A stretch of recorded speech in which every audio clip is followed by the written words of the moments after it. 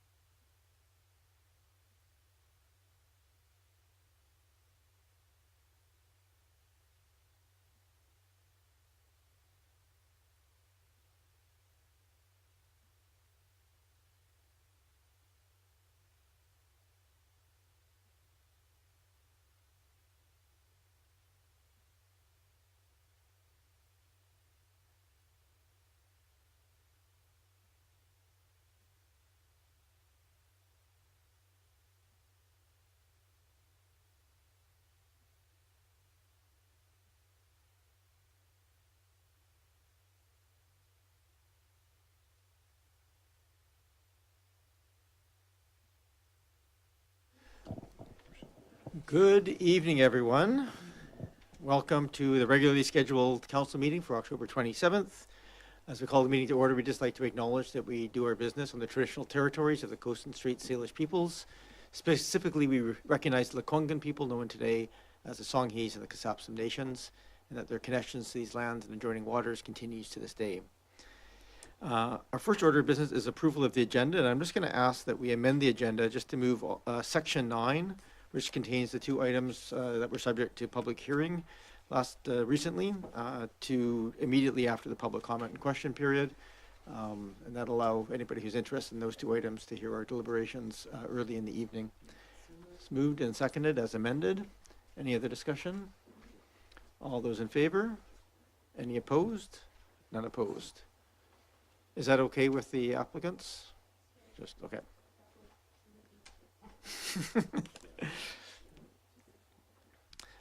We now move to adoption of the minutes. We have 5 council minutes here for approval. Moved and seconded. Any changes, corrections, or amendments on those? All those in favor? Any opposed? None opposed. My mayor's remarks are fairly short. I had the opportunity to join at the BC Sports Hall of Fame at their induction ceremony in recognition of the centennial of the Stanley Cup that happened here this spring.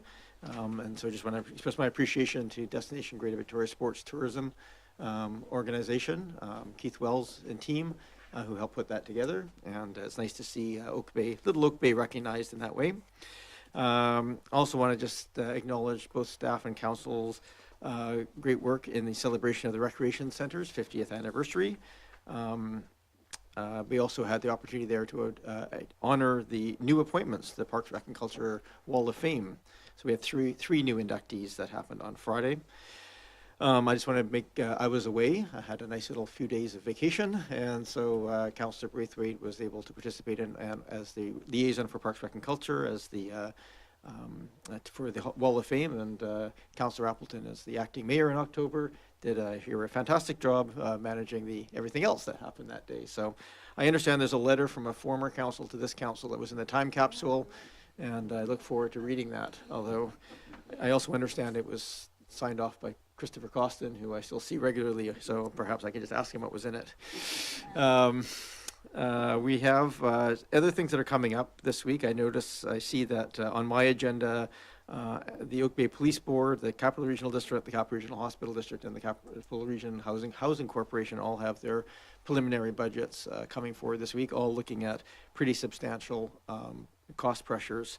So that seems to continue to be true across the region. And on a happier note, free candy this Friday is Halloween, and we have Trick or Treat on the Avenue. So if anybody is listening or paying attention, if you haven't been before, it's a fantastic event. Adults and kids all dress up, and the Avenue is closed off. So just our appreciation to the Business Improvement Association who puts that event together. Concludes my comments for the day.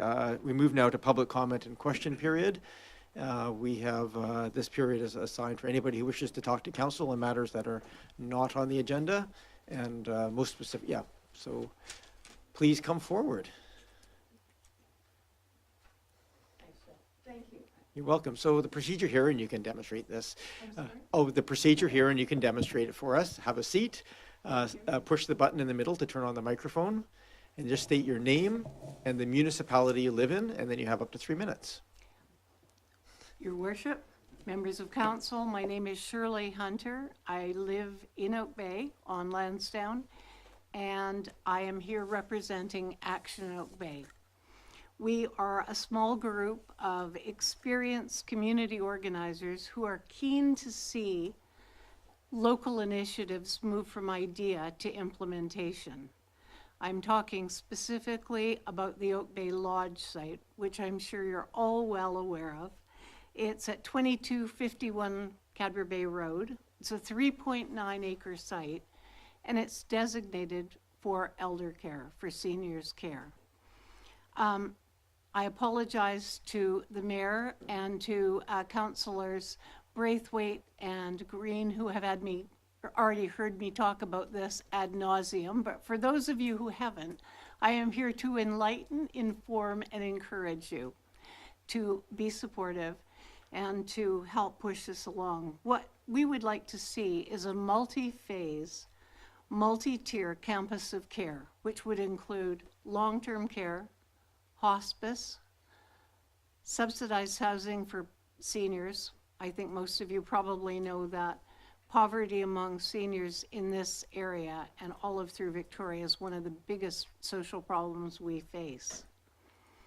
The need for such a development, a campus of care, has been outlined extensively by the BC Seniors Advocate regarding the exponentially rising seniors demographics in our region, and especially in this region.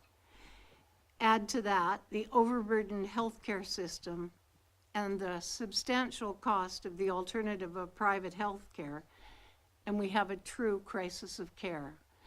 For those of you who aren't aware, putting a family member or ourselves into private care, long-term care, costs a very minimum of $15,000 and can go up to $35,000 a month.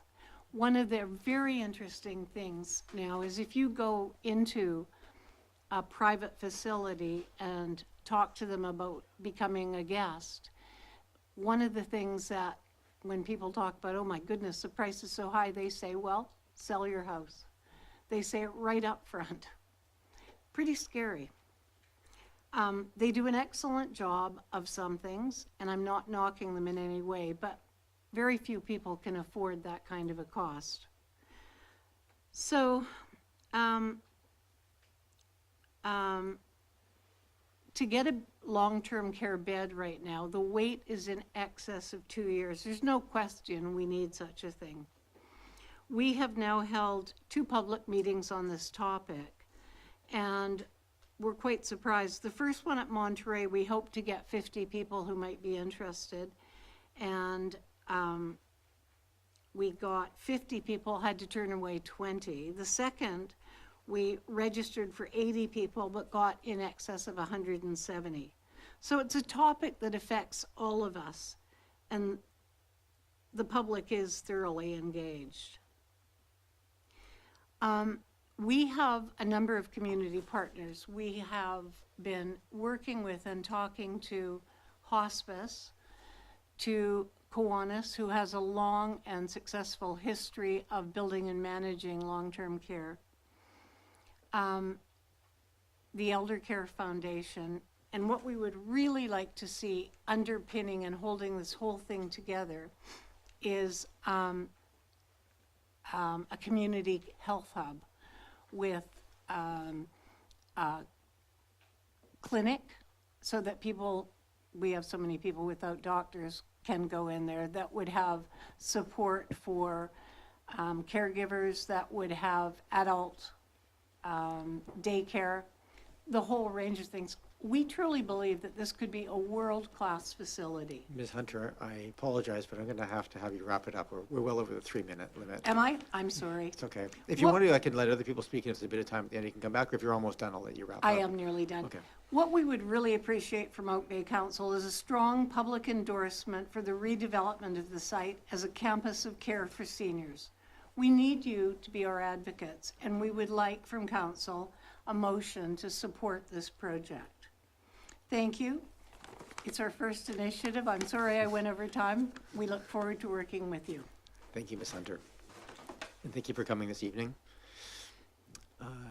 Anyone else wish to speak to council? And I'll also invite people who are online. If you're on the Zoom app, you can use the React tab to raise your hand, or if you're on the 855 number, you can hit the *9. That's not #9, it is *9 to raise your hand. Is there anybody else in the audience who wishes to speak?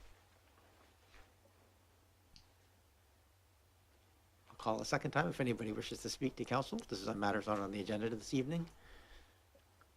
I'm looking online, I don't see other hands, so final call. All right, we'll move on and to the next item on the agenda. As noted in the motion to amend the agenda, we'll now move to section 9 of the agenda package. So there's 2 bylaw updates that are back to us for consideration for reading of a third time.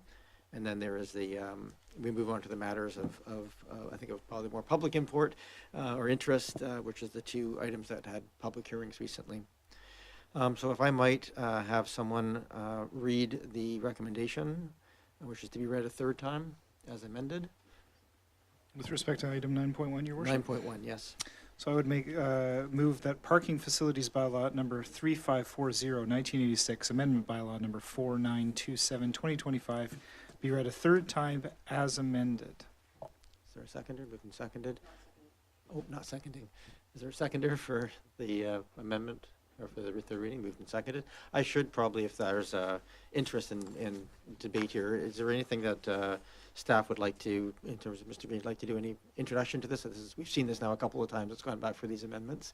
Do you wish to provide any introduction? Are you comfortable as it is? Yeah, good evening, Your Worship, members of Council. Yeah, this bylaw obviously came to Council on October the 6th, and Council gave first and second reading to that bylaw, but also requested that the bylaw be amended to include the previous provision of guest parking, and so that provision has now been reinserted into the bylaw for Council's consideration of third reading. Thank you very much. I think it's helpful for the public to understand that. So moved and seconded. Councillor Smart, please go ahead. Oh, thank you. I just wanted to voice that I won't be supporting this at this time. I don't agree with the amendment that's been made around visitor parking. I do agree that visitor parking is important, but the visitor parking requirement at these numbers I see as causing a lot of unaffordability in building construction, a lot of overbuilding of parking that will never get used, so I won't be supporting it. Thank you. Any other, oh, sorry, Councillor Braithwaite? Thanks, Mayor. On the other hand, I have had some reservations earlier about reducing the parking requirements, but I appreciate that visitor parking has now been retained. I think that really helps to balance the housing objectives with the neighborhood realities. I'm prepared to support the third reading tonight, but I would actually like to see, I'd actually like to see how we might continue to monitor the new standards, how they perform in practice. So I'm wondering if we could perhaps have an amendment to, or ask staff if there will be a requirement to report back to council within a year of the adoption of this motion. Sure. Thank you, Councillor Braithwaite. I'll turn that to Mr. Bowl, our Director of Community Building and Planning. I'm going to throw out there a little bit. This is for multifamily buildings, and the chances of us having a multifamily building built and completed within a year is, I think, non-existent since we have none of the immediate pipeline. But Mr. Bowl? Yeah, thank you, Mayor. And adding to that comment, the other thing we've seen recently is that multifamily developments have usually a comprehensive development zone with specific provisions for the site based on usually on an assessment for that project. So this is something that would need to be monitored over much longer time, or maybe revised or reviewed further when we have a wider look at our parking bylaw and other transportation demand management measures. Thank you. Thank you. Motion, oh, Councillor Watson. Yes, sorry, I also will not be able to support third reading, and that's unfortunate. It's one of these things where you cannot sever the two items, but I don't agree to the amendment. I think that the original bylaw as it was presented, with a standard that was based on some market analysis and real world testing, made perfect sense, and it was a move forward for us. But adding a visitor parking requirement that was just drawn from what we've always done is not satisfactory to me, because it may very well not be what we need. So unfortunately, although I support the one per dwelling unit, I don't support the rest, so therefore cannot support the whole thing. Thank you for that clarification. Okay, I'm going to call the question on third reading. All those in favor? And those opposed? I have Councillor Watson and Smart opposed. That will come back for adoption at a future meeting. Item 9.2, which is delegation of minor development variance permit applications. Mr. Green, I'll give you the same opportunity to do a brief introduction. This came to us as, I'll let you do the introduction. Thank you, Your Worship. Yeah, this item came to Council on October 14th. At that meeting, Council gave first and second reading to the bylaw, but also essentially directed staff to include the amendments that were also in the staff report on that meeting evening. And so, yeah, staff have now amended the bylaw, which is attached to the council agenda, and obviously that bylaw is now for council's consideration of third reading. Thank you for that. I note that that was a unanimous vote at that time. However, I also recognize that Councillor Braithwaite wasn't at the meeting, and so did you have any questions that you wanted to raise tonight? Yes, thanks for that, Mayor, and I apologize for not being at the meeting at that time because I do have a number of questions on this. I'll limit them, though. So my first question would be, how many DVPs were processed over the last 3 years would have qualified as minor under these new thresholds, please?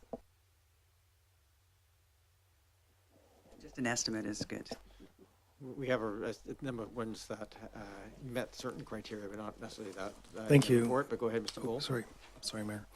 Thank you, Mayor. We didn't quite look back 3 years, but in the report that was in front of you last week, we had looked at 18 months, and with the changes that are now included in the bylaw, following direction from Council, we estimate, there was an estimate there that we, out of the, let me see, 23 applications there were.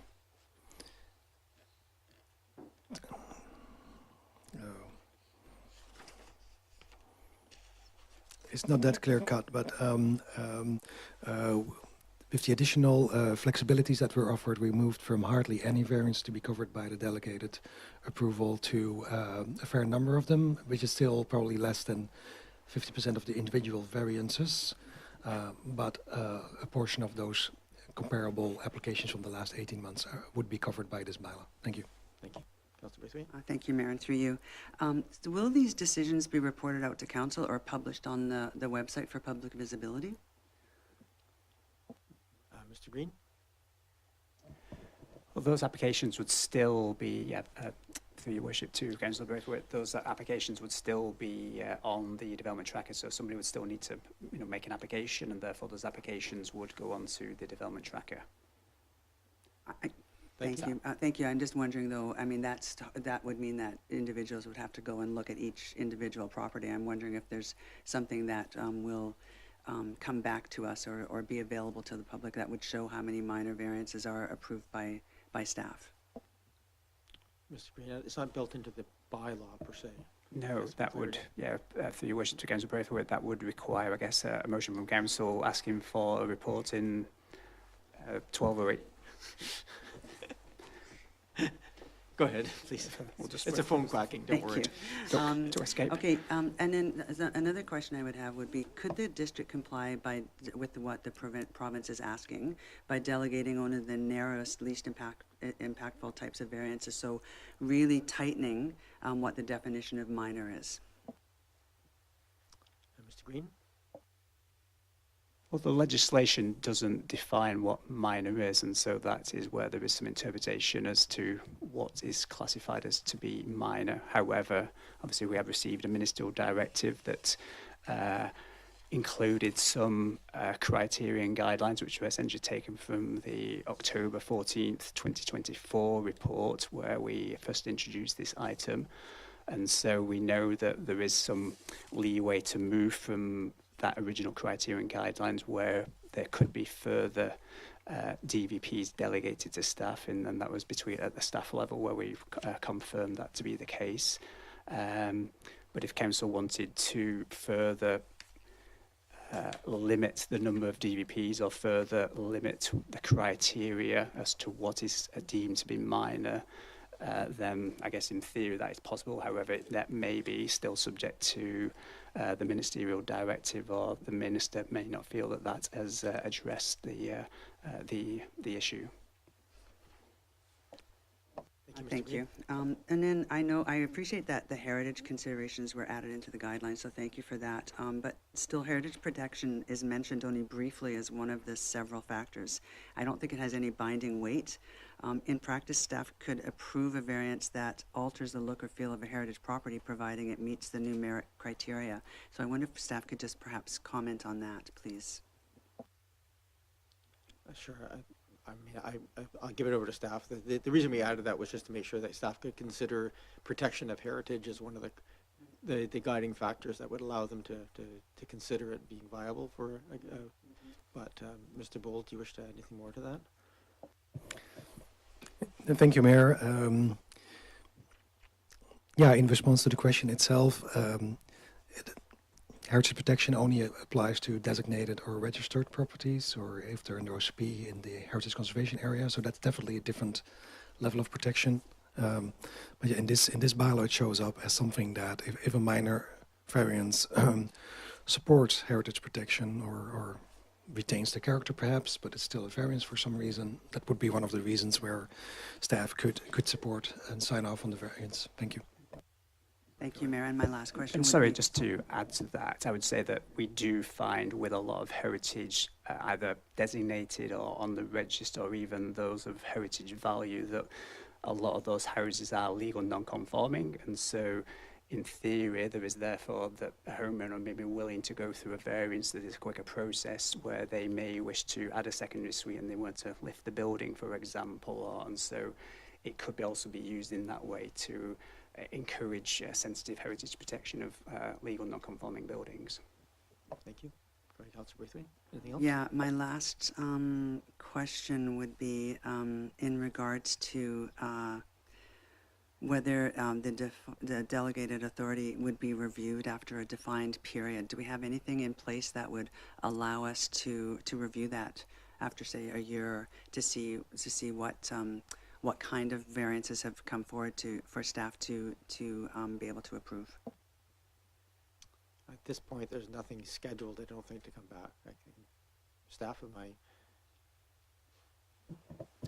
Yeah, thank you, Mayor. I don't believe there's a current direction for that. It's something we talked about at previous occasions when we discussed this topic. So council could request for, say, a 12-month, 20 or 24-month review, and that way get an overview of the permits that were approved under this new bylaw. Thank you.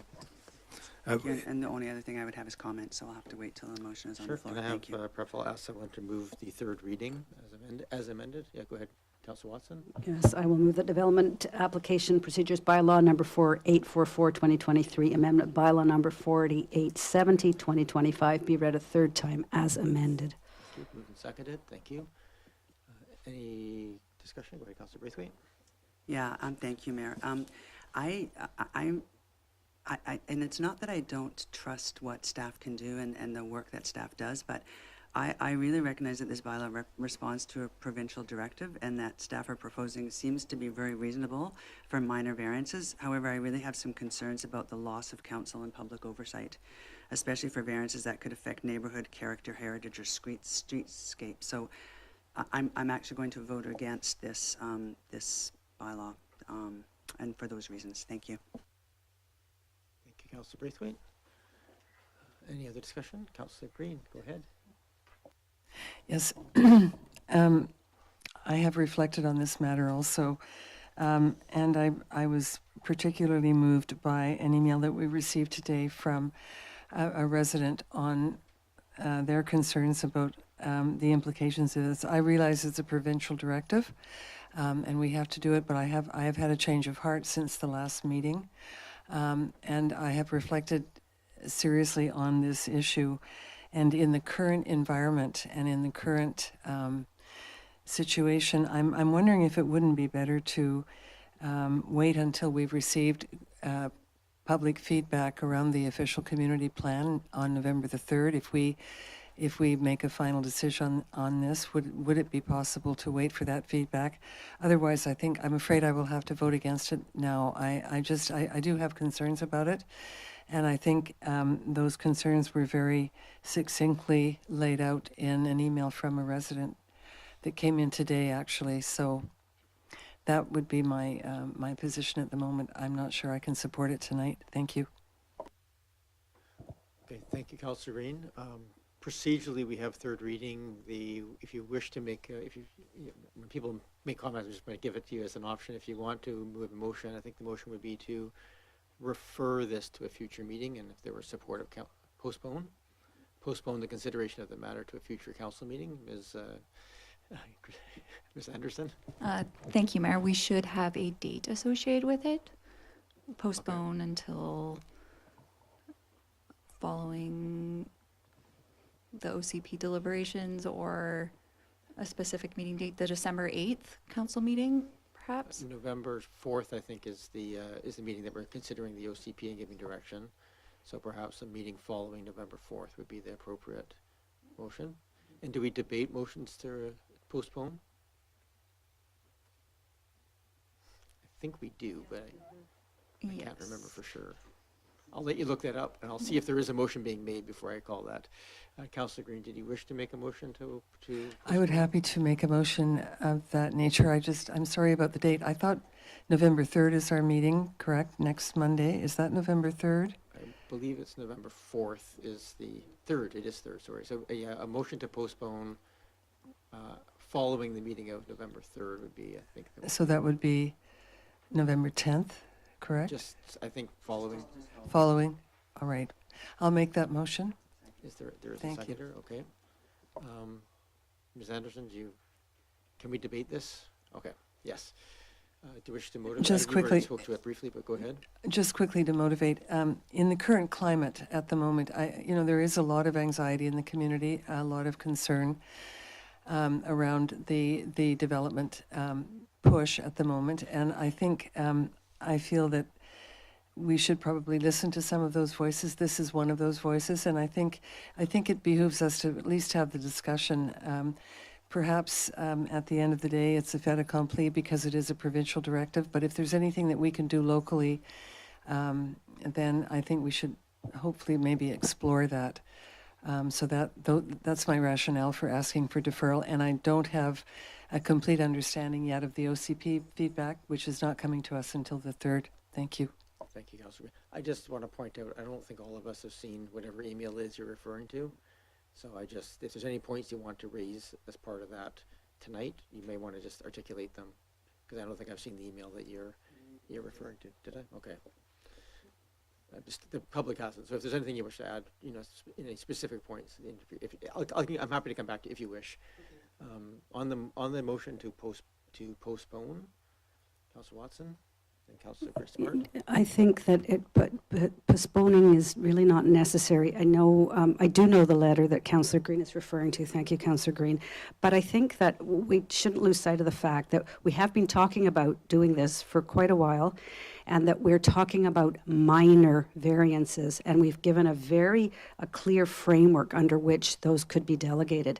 This is not anything that's new to municipalities in British Columbia. This is done in many other jurisdictions. So this is not, it may be new here, but it's good planning practice and it's good organizational practice to allow some of these things to be managed by staff. And to keep our eyes as council on governance issues.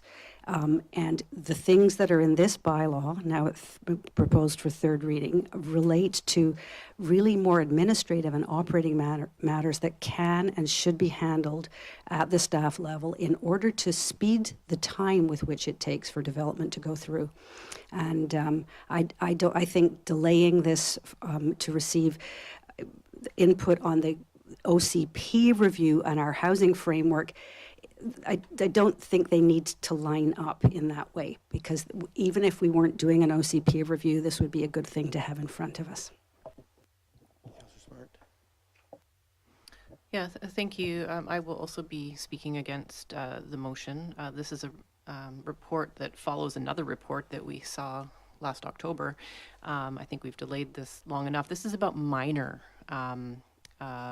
administrative tasks that we've very well defined and outlined to be things such as irregular lot sizes and things that have true environmental and community impact, but are also things that are so minor that it's really a waste of everybody's time to be bringing them to the council table. This is the type of weeds that we should be staying out of at the governance table. So I really think we shouldn't delay any further in spending more of council's time delaying and talking about something that is really about doing best practices. On the motion to postpone, Councillor Braithwaite and then Appleton. Thanks, Mayor. Yeah, I think that the province's intent was to reduce some permit backlogs, not to prevent public or council input altogether.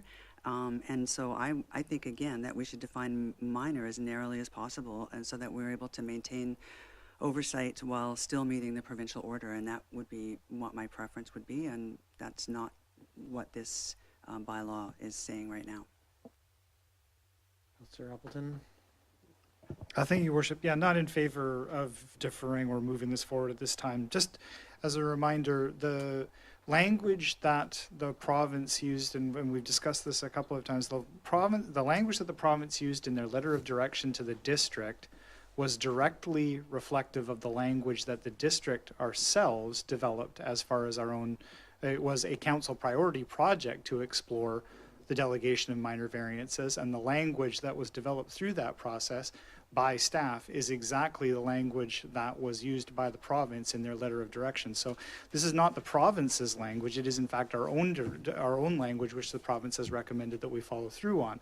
The only exception to that is that this was being debated by council and moving forward through the process. The one delay in that process was an amendment introduced to limit the number of overall variances, which has been identified as by the province as not being suitable for the bylaw, and staff have also recommended against through their analysis. So, in fact, I don't see this as the language, prescriptive language being offered by the province. It is, in fact, our own language, which the province is restating back to us. And in that case, I do not see it as language developed or standards developed by another body, but in fact by ourselves. And I believe that these are ready to go forward. Thank you, Your Worship. Thank you. On the motion to postpone, I'm going to just speak in opposition to the motion. I think that this is a matter that we've had lots of information on. That's where I'm sitting at on it. I did just check the email, and thank you for that, Councillor Green. That letter was referring to development permits within the OCP, so the delegation of development permits, not the delegation of variances. So not specifically to this matter, although I understand it's in the same framework of wanting to have control over the community and the community that we want in the future, which I do think is important. I thought the debate we had last time and the changes made were adequate to address the concerns about these are not being or not being minor variances, and I feel comfortable that we've teased that out. I do think having some review of this sometime in the future makes a lot of sense, and I might suggest if this passes and it comes back for adoption, that we might have a motion prepared for just asking staff to develop or to come back with a report. But I'm not in favor of postponing this. I think we should just resolve some of these matters and move on and focus the OCP discussion on the OCP. Go ahead, Councillor Patterson. Yes, thank you, Mayor. I do appreciate Councillor Green bringing it forward. I have reviewed again the email that's referenced. I do appreciate, though, the fact that this was, in fact, generated quite some time ago out of the council. And I realize that preceded the last report that we had come back to us on the OCP, which I think was fairly not well received by the community. I think there's a lot of absorption of what was in that, and I feel that too as a member of council. But these minor approvals were, in fact, came out of our council, and I think to have followed this whole process, and the last discussion was, I thought, fairly robust on this, and we got to the point where we wanted to land. And so I will support it going forward. Yes, it would be good to have a review at some point in time, and if problems do arise out of it, but we won't unfortunately know that until something comes up, then we may have to revisit it, and we may amend the bylaw at that point in time. But I think it's fine to go forward as it is this time. So I think that I will not support the motion that's on the table. So the motion on the table is to postpone to this matter till following the November 3rd meeting. Those in favor would postpone, against don't postpone. So all those in favor, and those opposed, and Councillor Watson, Appleton, myself, Smart, and Patterson opposed. That motion fails. We're back to the third reading as amended. That was live on the floor. Thank you, Councillor Green. I always like to encourage these motions to happen so that we have a chance to debate. But we're back to the main motion now. Any further discussion? All right, I'll call the question. All those in favor? And those opposed? Councillor Braithwaite and Green opposed. That carries. That too will come back for adoption at, I believe, the next council meeting. We move then to item 9.3, and the reason we move this, one of the two reasons we move this session forward, we have official community plan amendment and zoning bylaw amendments for Camosun College. And this is an interesting one because it went through public hearing, it came to council, it's had, Mayor, I think it got switched around. It should be 1558 first. oh, I think on the new agenda it has 9.3 as 1558. you're right, it does. My apologies. Item 9.3, Heritage Revitalization Agreement, officially community plan amendment for 1558 Beach Drive. I suppose that is the appropriate order since that was the order that we had these, have had these two applications come to council. So with that, I will hand this over to, I'm not sure, is it Mr. Green or Mr. Bowl, just to do a brief introduction? Thank you, Your Worship. Yeah, I've no new information for you in relation to this application. Obviously, there was a public hearing held on October 8th, and for the bylaws now before council for consideration of third reading and final. Okay. Thank you. So procedurally, from the public's point of view, just so everybody understands how we manage these things, there was consideration of this application at council. It had actually gone back and forth a couple of times. Once it met a threshold where council felt it had merit to seek public input, we did first and second reading. That then went out to scheduled a public hearing. That public hearing has happened and it's back here for consideration of third reading and adoption. That being said, this is a point of debate, and so we've heard from the public on this matter, and it's back at this table for consideration. I believe it would be in order that we have a motion to be for third reading, and then we can debate third reading at this time. So can I have a moved and seconded? Thank you. Moved and seconded. I will not call the question. I will seek any input from members of council as this is the opportunity to consider the application. Go ahead, Councillor Braithwaite. Thanks, Mayor. And I'm hoping that it's okay if I speak to all of them as a whole, just because I have comments that will be for all of them. Sure. I don't think there's any issue with that from Okay. a procedure perspective. Thank Ms. you. Anderson, no. They all are all tied together. So it should come as no surprise that, as I did with the first and second readings, I'll be voting against the third reading and adoptions before us tonight. While I fully value heritage preservation and the intention to protect the J.W. Morris House, I cannot support the current proposal for 1558 Beach Drive. The scale of change being requested through the official community plan amendment, subdivision, variances, and added density goes far beyond what is reasonable to me to achieve meaningful heritage conservation. I'd like to highlight the detailed assessment provided by Mr. Armitage, who, as you know, is a highly respected heritage architect and whose expertise is widely recognized. In his letter to council, he outlines critical concerns regarding the HRA, noting that the proposed exchange of additional development rights for restoration work does not guarantee that the heritage benefit is sufficient to justify the intensified development. He also raises important points about the quality and long-term maintenance of the J.W. Morris House, the integrity of the surrounding heritage landscape, and the risks of undermining the character of the neighborhood. Changing the site's designation from established neighborhoods to multi-unit residential sets a concerning precedent in one of Oak Bay's most character-defining areas. The proposal fundamentally alters the scale, rhythm, and open space patterns of the area, with potential impacts on trees, streetscape, privacy, shadowing, and the views for surrounding properties.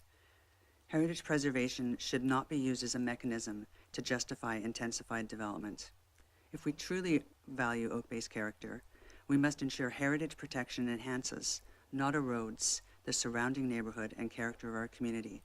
Until a proposal can protect the J.W. Morris House without compromising the broader neighborhood, I can't support moving forward with these bylaws. Thank you. Thank you, Councillor Braithwaite. Are the members of council wishing to speak to the application in front of us? Councillor Smart? Thank you. I will be supporting what we have in front of us. I wanted to say I can understand why the community has recently rallied around a new image that has been shared, showing a building that some would argue is more in keeping with the original architecture. Should this actually be an applicant proposed option, a developed option that was before us, of course I would consider supporting it, but it is not. The two options, we have before us are a plan to increase housing availability and a plan to restore many aspects of this heritage structure that has taken on a much community value. The other option we have before us is rejecting this proposal and placing this property into an uncertain future, which may result in a property sale, a demolition, or if we were lucky, an uncertain new proposal. This applicant has worked with us and has responded to requested changes in response to community feedback, and I believe this project will make a positive addition to our community. Thank you, Councillor Green and Patterson. Thank you very much, and I will also be supporting this application. I realize that it has been a very controversial item, and I did actually do a tally the night of the public hearing, and it broke even. 50% were in favor of the proposal, 50% were against it. I have to tell you that it is building new rental, expanding rental, and the last time that Oak Bay built a substantial rental building was in 2012. We desperately need new rental housing in this community, I believe. And only recently we built 6 more units at Central and St. Patrick Street. But this provides rental housing. It also provides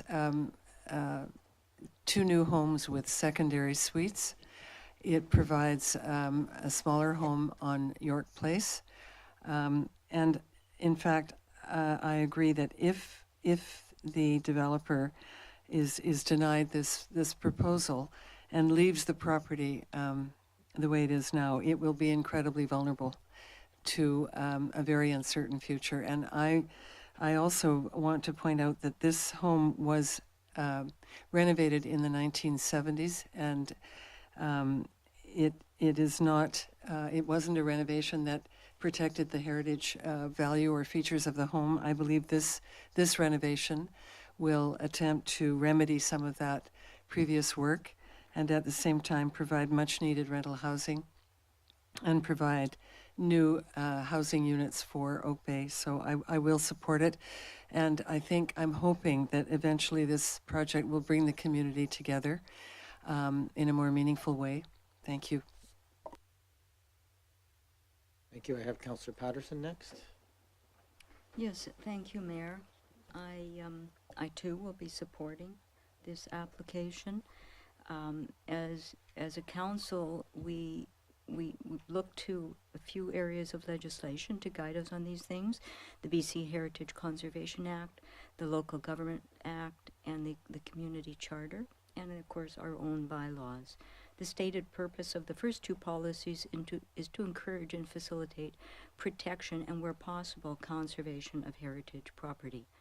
And the Community Charter, of course, provides the powers, duties, and functions,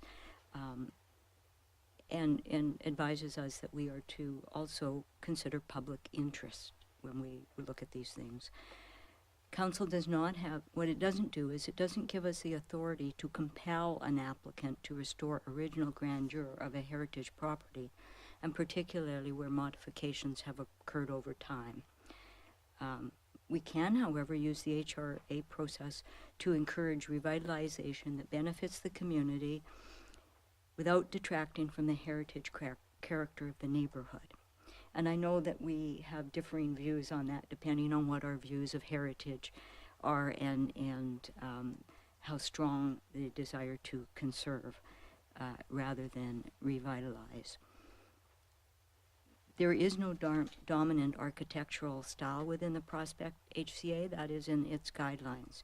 The styles vary from property to property, but the guidelines do encourage a principle of complementary design where new construction uses existing construction as a guide. I think the applicant has, through working through this process and listening to the community, has endeavored to, as much as possible, meet those guidelines.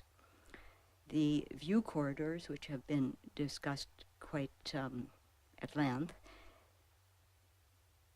there's 2 of them, from Beach Drive and from Prospect Place. There is no public sidewalk on the west side of Beach Drive directly in front of the property. And the vegetation has been used for privacy screening, as is the case for a lot of properties on Beach Drive. And I respect the fact that private property owners, some of them seek more privacy than others. Others want their gardens to show.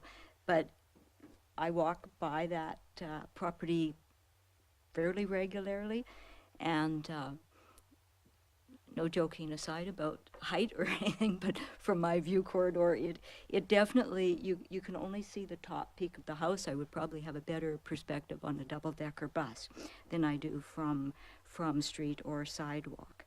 The view corridor is pretty good from Prospect Place, though, and what is proposed in the HRA does in fact ensure that the Prospect Place view corridor will be maintained into the future with the revitalization of this property. The HRA agreement potentially reduces demolition waste and supports continued protection of the property to provide housing as a heritage designated property. By doing this, we ensure that it protects and ensures continuity of rental accommodation in close proximity to Oak Bay Village, and improved accessibility that benefits everyone. And of course, we increase the single-family housing close to the amenities of the village, schools, playgrounds, and recreation areas, and public transit.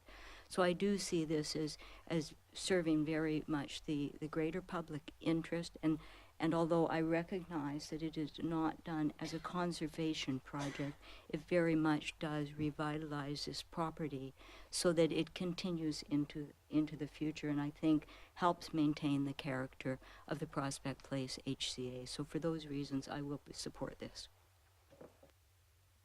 Thank you, Councillor Patterson. Councillor, next Councillor Appleton, and then Councillor Wilson. Yeah. Well, thank you, Your Worship. So, yeah, speaking in favor of the motion that's on the floor. And I've just been really grateful and appreciate my colleagues' comments. I'm really appreciative of all of the comments and all the feedback that have come from the community on this specific property, and it's really allowed us to have kind of a unique and really focused discussion about heritage preservation and the vision for heritage properties in Oak Bay, and I'm a strong supporter, have been since day one, of looking at the redevelopment of some of these larger heritage properties to revitalize them, to evolve them into the future, to help retain some of these larger buildings. And we're seeing them, the larger buildings, without development interest and without development input disappearing as we speak. So I really think that this is the redevelopment of these larger properties in a creative way is really in keeping of what Oak Bay wants to see happen. I'm really appreciative of all the folks that have given heritage input on the heritage qualities, and I really appreciate Councillor Patterson's comments on this and what council can and cannot do in these types of circumstances. Exactly correct.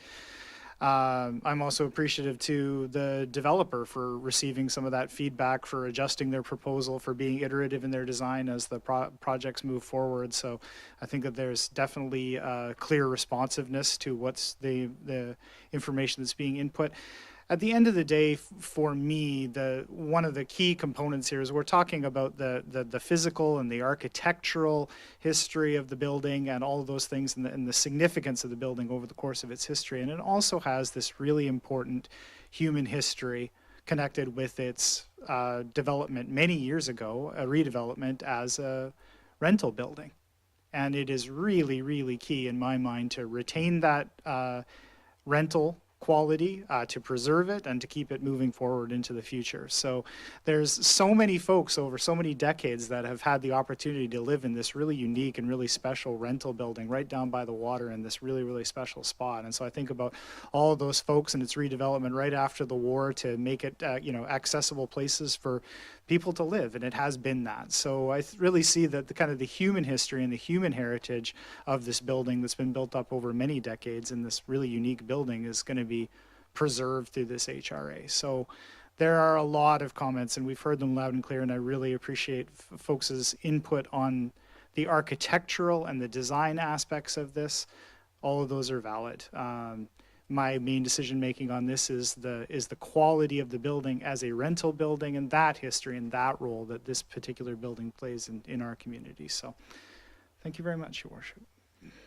Thank you very much. Councillor Watson. Yes, thank you. Very briefly, because I've spoken in favor of many aspects of this over the last long time that it's been in front of us. And so I'm happy to move this forward tonight. And I just want to thank Councillor Patterson for her really careful analysis and checklist. Like, she really went down through some important things, and I agree with everything that was on her list and her evaluation of it. And I think that we as a community are fortunate to have an investor, developer who will take on a project of this nature. This is not an insignificant amount of work in order to retain rental housing, and not just retain it, but create really good rental housing in this magnificent structure, and to preserve and enhance many aspects of the building, and leave it gracing the edge of Beach Drive and looking out over the ocean. I think it's just wonderful. So I'm really happy to be able to support this tonight. Thank you. Thank you, Councillor Watson. I'll keep my comments brief as well. I will speak in support of the application. I think that I do want to acknowledge, I think we all sort of have seen all the positives of this. I think, while it is not a restoration, the renovation of this building ensures it will have a healthy life going into the future. I think it's just a continuation of the story that it's had for a long time. But I think the fact that it's not a restoration is a legitimate, flag that people have as it not being sufficient. I think the other is the view corridors off of Beach Drive. I think off of Prospect it's quite clearly good, but off of Beach Drive, that view corridor will be obstructed. I don't think there's any harm in acknowledging those are compromises of this application. I think the positives of the providing needed housing, the appropriate scale of the additional houses, while a little cramped, are still in keeping. We're not looking at the kind of size of some of the houses that we see in going up. I think they're allowing the house to have some framing, and I just really, I do appreciate, as although this is a renovation, not a restoration, it's very well done, and I think, I appreciate the heritage work that was done in preparation for it, and the architectural or design work that was done with Zebra. I think has done a nice job of providing the housing needed within a design that will be, it'll be different, but it'll allow for that house to breathe and to exist and to provide needed housing into the future. Nothing is ever perfect, and unfortunately we're rarely given the opportunity to choose A, B, or C and choose amongst them. Ultimately, we always have to have an application, and we provide as much feedback and guidance as we can, and then we're ultimately left with a decision at the end of the day whether or not it has sufficient value. In my opinion, this does. I appreciate it still will have impacts on some of the neighbors. It will change, but I'm also cognizant of the fact that some of the other things that are being built in our community right now, and how much more sensitive this is than so much of the stuff that is happening. And so I'll leave it there. I certainly, hearing the comments around the table, it sounds like this will pass, and I certainly wish the applicant all the success in the world with this, and hope that the outcome is a really positive one at the end of the day. We have a motion to read for third time, bylaw number 46/2024, amendment bylaw 4910/2025. So I just want to make sure we're all clear that's the motion on the floor. For third time, all those in favor? Any opposed? Councillor Braithwaite opposed. I am going to now ask that somebody else continue on with those and continue reading. I will do my best here, Your Worship. So I will move that official community plan bylaw number 4620/2014, amendment bylaw number 4910/2025 be adopted. Is there a seconder? Moved and seconded. We don't usually debate on adoption, so I'll call the question. All those in favor? And opposed? Councillor Braithwaite opposed. The next motion, Your Worship, is that 1558 Beach Drive Heritage Revitalization Agreement Authorization Bylaw number 4912/2025 be read a third time. Is there a seconder? Thank you. Moved and seconded. Any debate? All those in favor? Any opposed? Councillor Braithwaite registered as opposed. And then I would further move, Your Worship, that 1558 Beach Drive Heritage Revitalization Agreement Authorization Bylaw number 4912/2025 be adopted. Moved and and seconded, thank you. Don't usually debate again on adoption. All those in favor? Any opposed? None opposed. Oh, sorry, Councillor Braithwaite opposed. My apologies, Councillor Braithwaite. Continue, please. I would move, Your Worship, that 1558 Beach Drive Heritage Designation Bylaw number 4913, 2025 be read a third time. Moved and seconded. Thank you. Any further debate? Seeing none, all those in favor? And opposed? Councillor Braithwaite opposed. Your Worship, I would further move that 1558 Beach Drive Heritage Designation Bylaw number 4913, 2025 be adopted. Moved and seconded. Thank you. Any further discussion? All those in favor? Any opposed? Councillor Braithwaite opposed. Further recommendation, Your Worship, I move that 1558 Beach Drive Housing Agreement Bylaw number 4909, 2025 be adopted. Moved and seconded. Thank you. Any discussion? All those in favor? Any opposed? None opposed. That carries. Thank you, everyone, for that. Thank you to the applicants. And good luck with the project. And I should probably just also thank everybody for getting all of those pieces together so quickly when we had the previous work. I know there was lots of work still to do on the housing agreements and everything else, so thank you to the applicants and to staff for helping to expedite that so we can get this back to this table on a reasonably timely basis. So you're welcome to stay or you're welcome to leave. We don't have to do one or the other. Moving then, I'm going to move on to item 9.4, which is the OCP amendment and zoning bylaw amendments for 1950 Lansdowne / 3100 Falvey Road, which is Camosun College. Mr. Green, this did have a little bit of tweaks at it last time, so perhaps worth just a quick summary of what's coming back to us.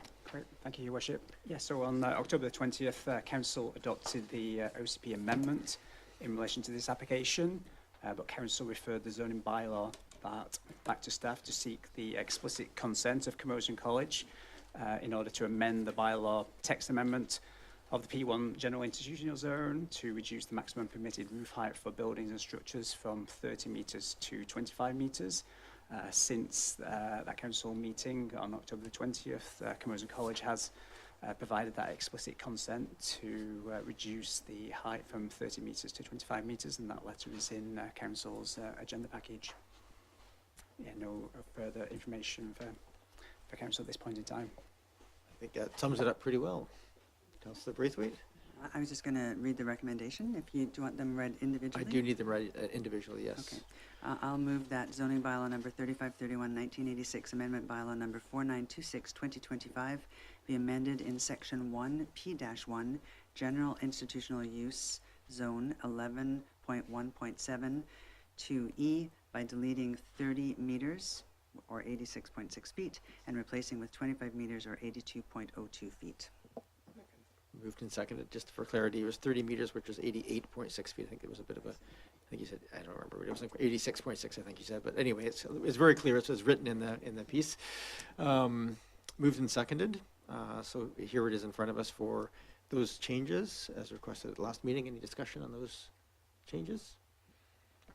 All those in favor? Any opposed? None opposed. That carries, so. And then I'll move that zoning bylaw number 3531, 1986, amendment bylaw number 4926, 2025 be read a third time as amended. Moved and seconded, thank you. So the last motion was to amend it. This is the motion for third reading as amended. Certainly welcome any debate at this point. Go ahead, Councillor Braithwaite.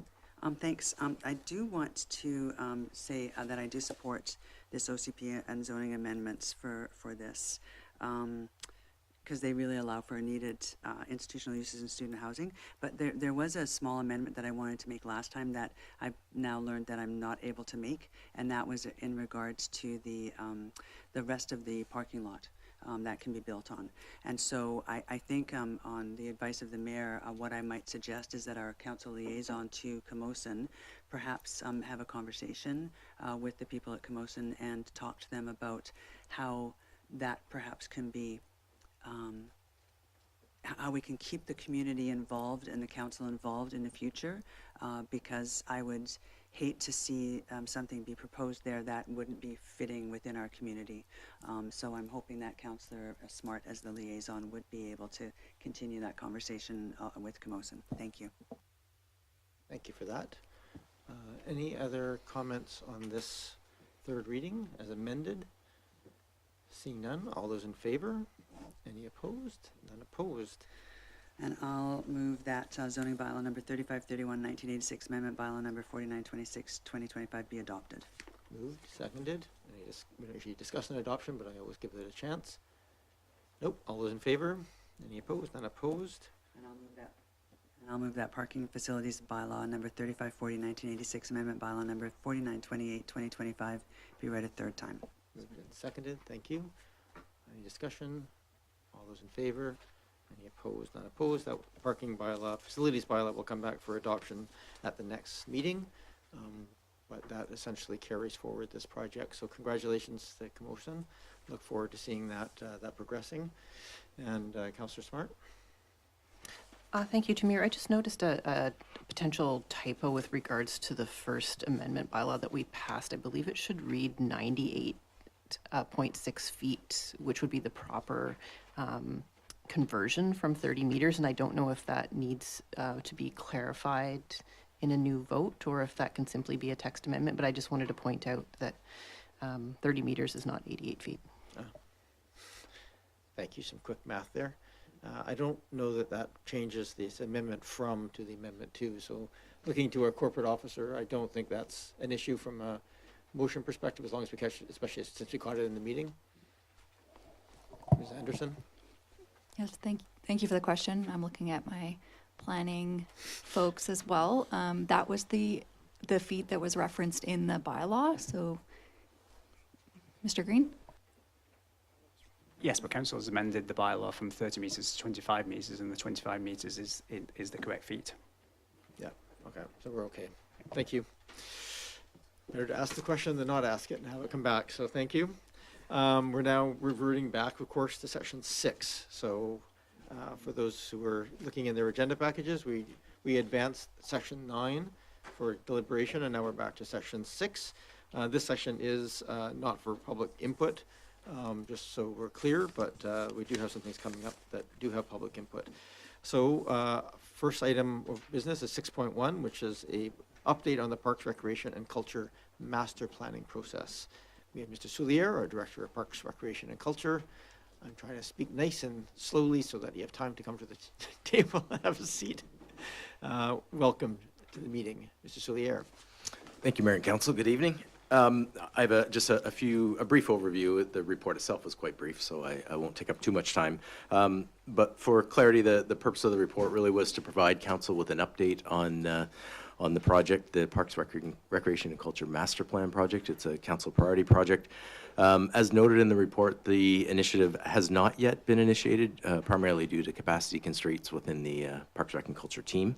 Over the past year, staff have been focused on several priorities, including advancing the detailed design of the Carnarvon Park project, supporting the OCP update project, managing life cycle asset renewal and replacement, and the day-to-day operations of a very busy service department. Upon further reflection and with the perspectives of new staff, a modified approach is currently planned that would divide the large and complex scope of this initiative into 2 smaller projects, one for parks and natural assets, and a second for recreation and culture.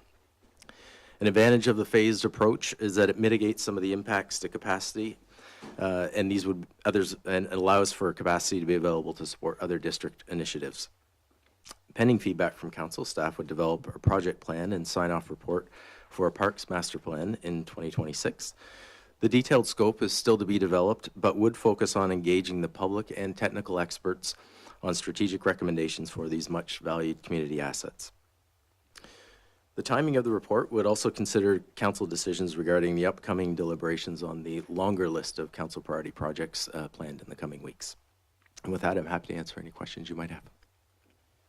Thank you for that update, Mr. Soulier. Are there any questions from members of Council? Yeah, go ahead, Councillor. I'll go to Councillor Braithwaite as a liaison first, and then go to Councillor Smart and Patterson.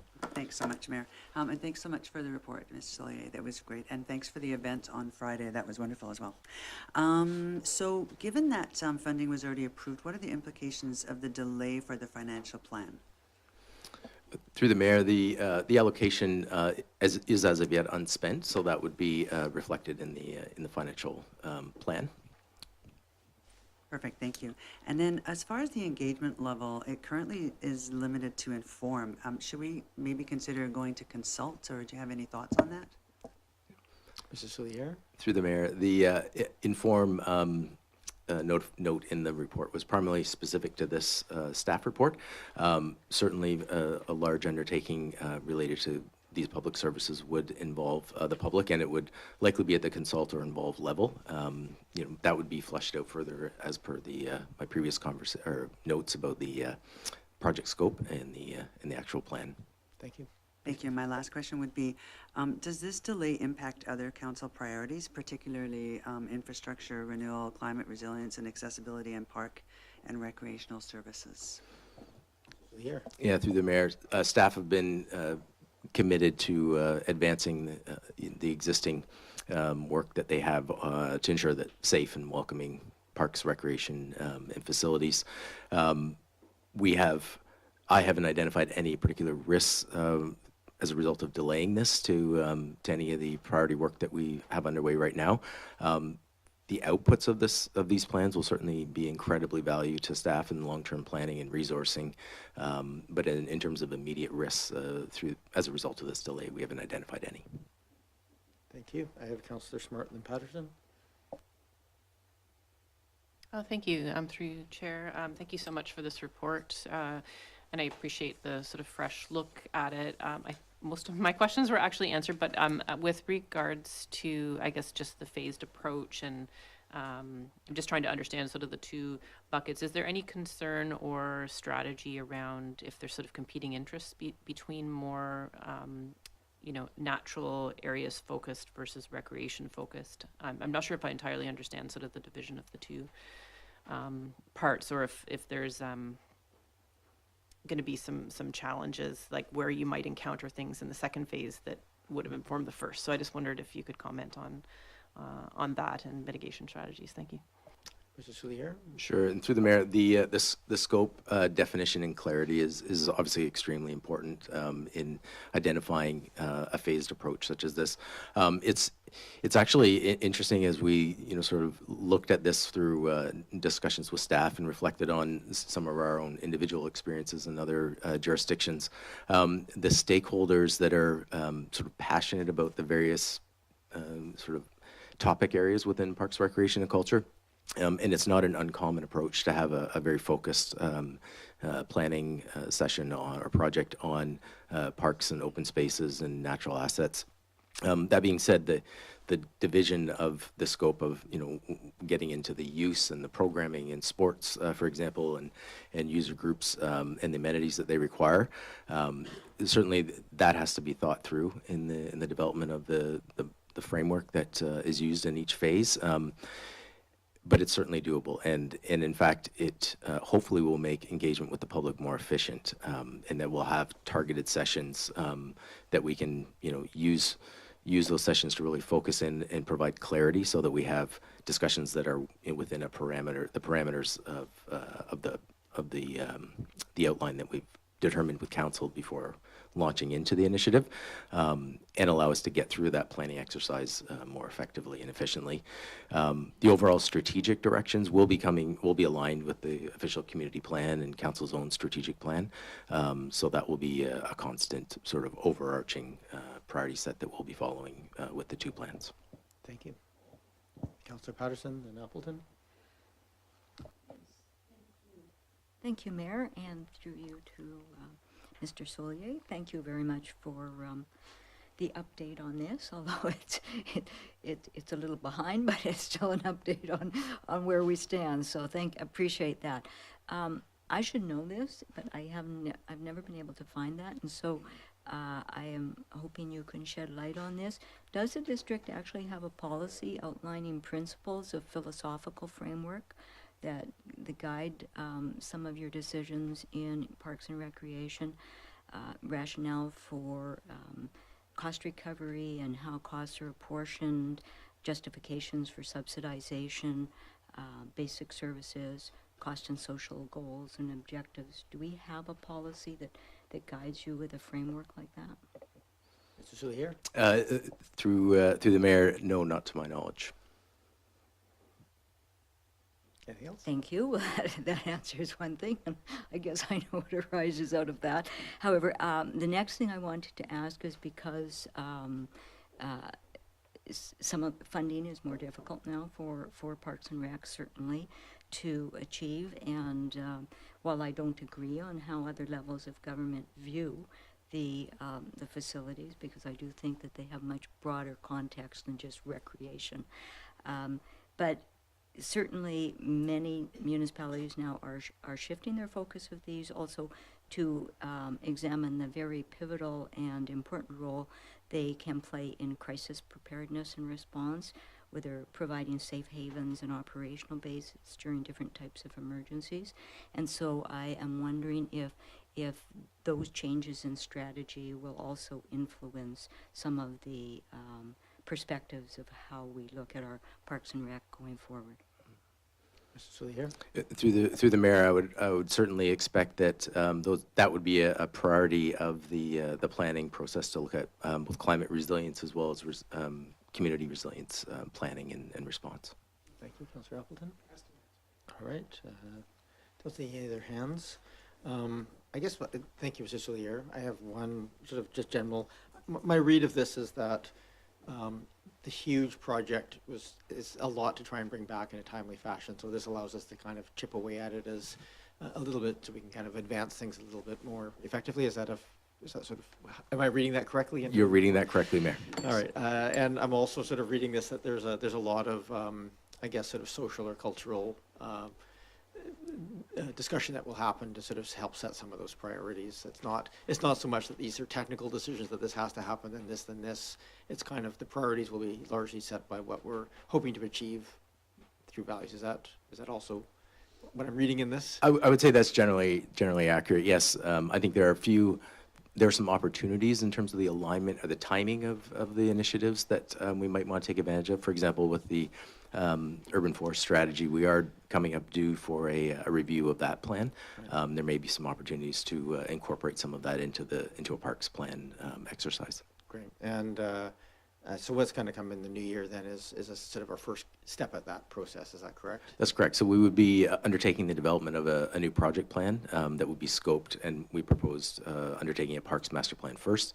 So we'll be focused on the development of that scope, the budget, and the timing of that. Okay. Sounds great. Thank you very much. Move proceed. Thank you. Moved and seconded. Sure, you can make a comment.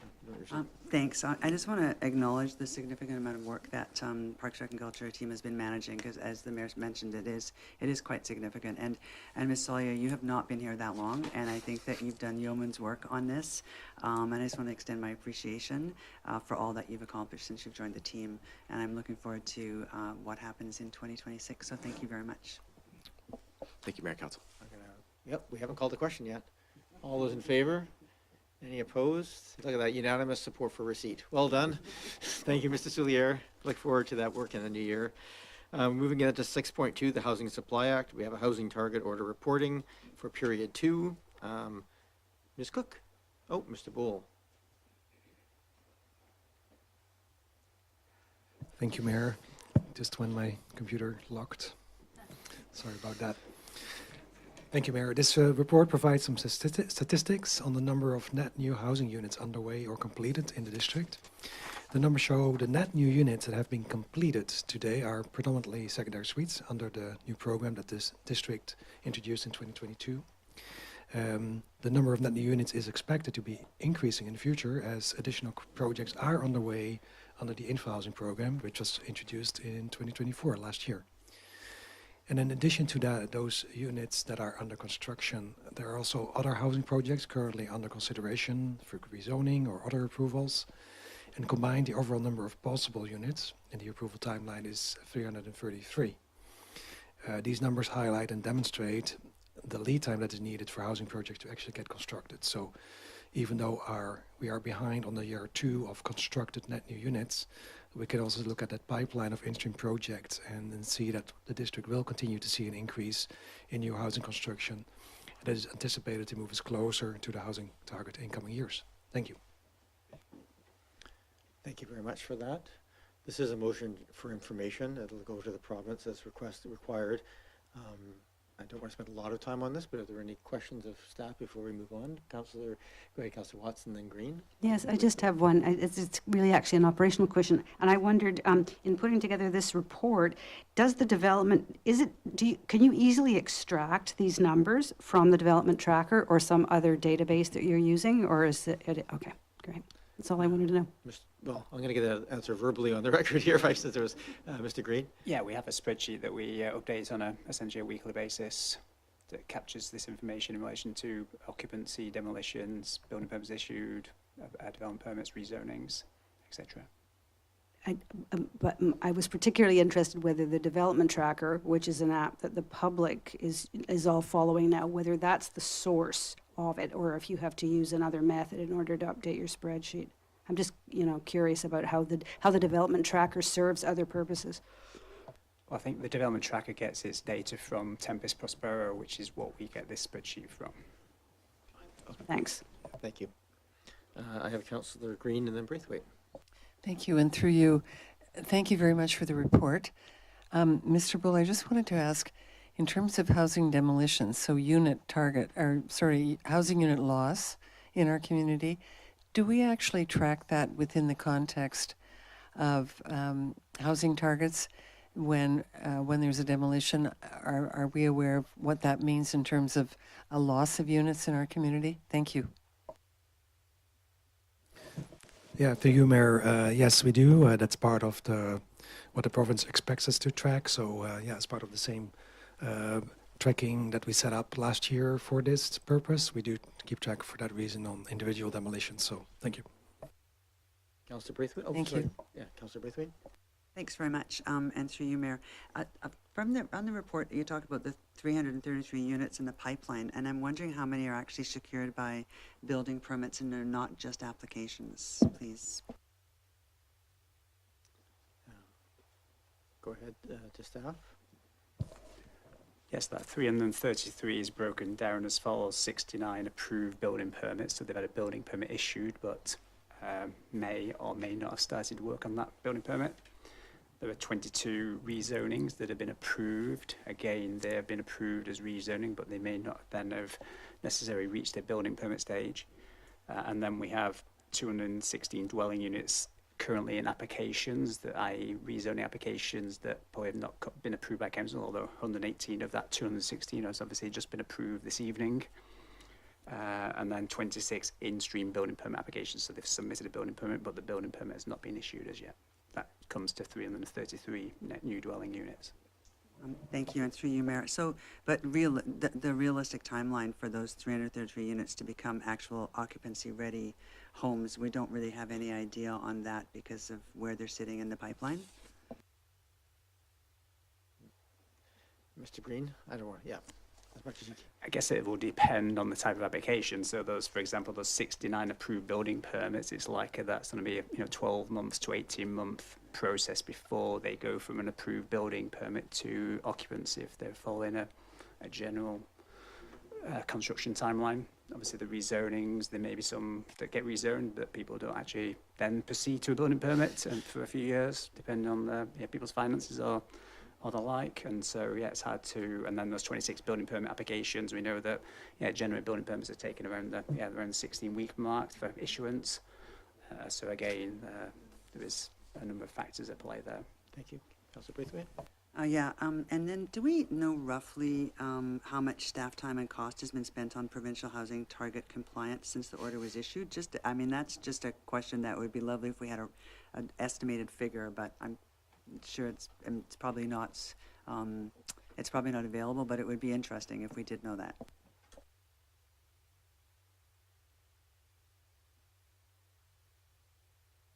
Sorry, I had my microphone off. Head shaking, no, that information is not currently available, or not readily available. Councillor Appleton? Oh, sorry, Your Worship, just following up on that point, I did note, upon review of, when we go to the third quarter budget variance report, I note that in the third quarter budget, the budget breakdown, it does include separate components in the budget with respect to council priority projects, especially those, and there are a number that are specifically related to responding to housing. So I do note that they were in there. I noticed that, there were some transfers between different projects this past year. I think somewhere on the order of $670,000 to $700,000, I think, was probably the number that I remember off the top of my head. So, but I do note that they were broken down. Doesn't capture. I realize it doesn't capture the entirety of the investment, but certainly I did note those specific line items in the budget. Thank you very much. That's a beautiful segue. So much to the point, I'm almost ready to call Move a question. receipt. Well, it's moved and seconded, but I have hands up. Go ahead, Councillor Green.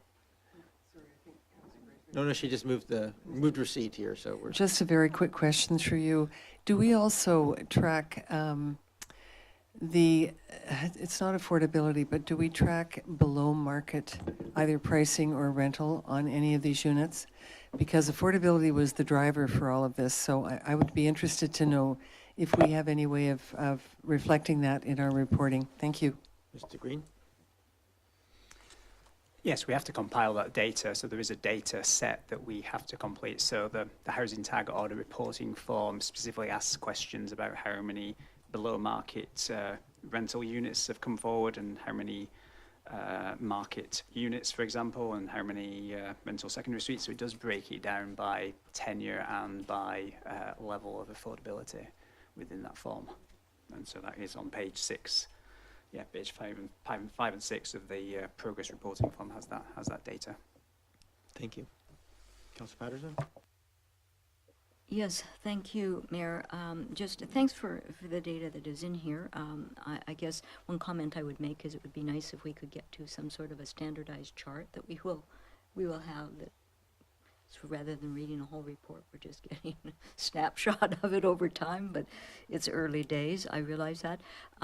In addition to some of the loss of housing through demolition, do we also keep any records of number of units not delivered? I guess things that come to mind are things like the Quest, where the application actually proceeded through council and never was constructed, because we put them in the pipeline, but then if they're not going to complete, they come out again. And so I'm just wondering how we manage that information. Yeah, I think those fall under the approved building permit category. At the end of the day, we don't control when they start those projects, so I think still from our books, they're approved. That's all we can do, I think. They never come off because we've actually completed the rezoning application. They don't revert, is that my understanding? Mr. Bull or Mr. Green?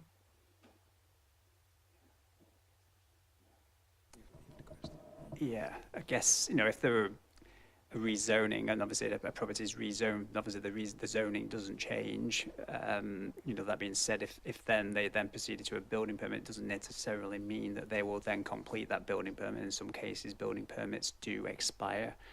They can be extended, but ultimately some building permits will expire on projects where they may have gone through that rezoning process but don't actually come to fruition, or they may seek changes depending on the circumstances of that particular property owner or circumstances of the market at that particular time. There we go. Councillor, thank you. I don't see any other hands, so we have a motion on the floor that's live to receive the report. All those in favor? Any opposed? None opposed?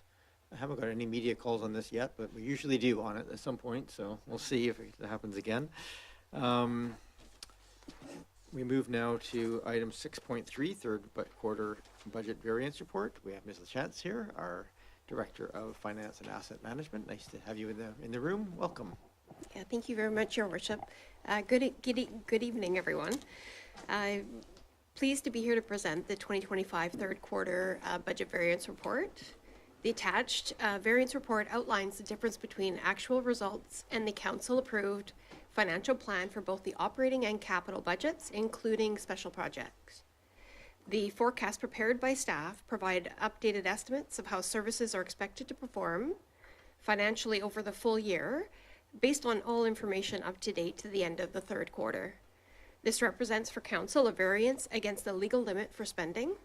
Spending beyond the approved budget is not allowed unless council authorizes otherwise through amendment or in emergencies under policy. Variance of plan on individual line items or projects is to be expected. There are variances in business activity off the original plan. There is, in the case of the district, a budget transfer policy that helps manage those variances within a materiality limit of $25,000. The amounts, in some cases, if there is amounts that you'll notice that would be over budget, they would be only temporary. We would handle those through a budget amendment back to council, which you can expect in the next month. The year-end forecast is anticipated to be 2.7 million operating surplus for the year, which equates to about 4.4% of operating expenses, which is within reasonable variance of give or take 5% of the plan. The projected underspending does span several operating departments and is primarily attributable to initiatives that have not yet commenced in the special project area, and also various labor vacancies that naturally occur over the course of the year. With respect to the capital plan, an anticipated variance of 26.3 million is anticipated. The variance is primarily attributable to the multi-year projects, which are anticipated to span into the future years, and funds unspent will be carried forward. Each year, work plans are reviewed and adjusted to reflect these experiences. Variants of this nature are anticipated, as mentioned, within the normal course of business, and the current degree of variance is considered reasonable and within expected thresholds given budget guidelines in place. At year end, and as part of the annual planning process, any resulting surplus or deficit will be managed in accordance with the district's reserve and surplus policy and brought back to council if appropriate for decision making. Attached to the report, you will find some detailed accompanying schedules, and we're happy to take any questions at this time. And there are several staff online and also in person to assist with any of council questions this evening. Thank you very much, Ms. LaChance. Are there questions from members of council? Go ahead, Councillor Patterson. And Braithwaite. Thank you, Mayor, and thank you, Ms. LaChance, for the report. I often think it's so unfair that the financial officer gets to present the budget variance reports and so many of our questions are more operational than dollar-wise. But nevertheless, I will lead off with this one. The forecast is to remain within approved spending limits, which is always good.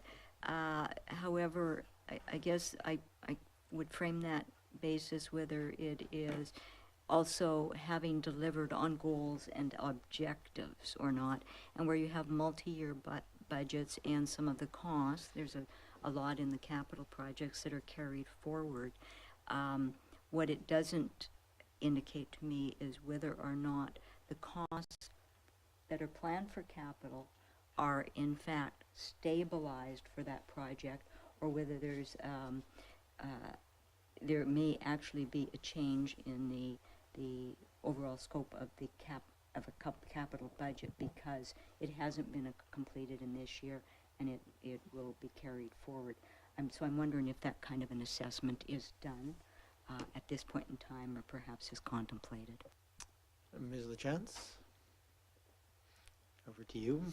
Yes, thank you. Through your worship, if I'm understanding the comments and questions appropriately, in general, the capital plan shows an overall variance over against plan, and we've discussed making changes to the approach to budgeting in the future, where we won't be front-loading the budget in anticipation of entering into that obligation in the first year, and then also cash flowing it in the first year.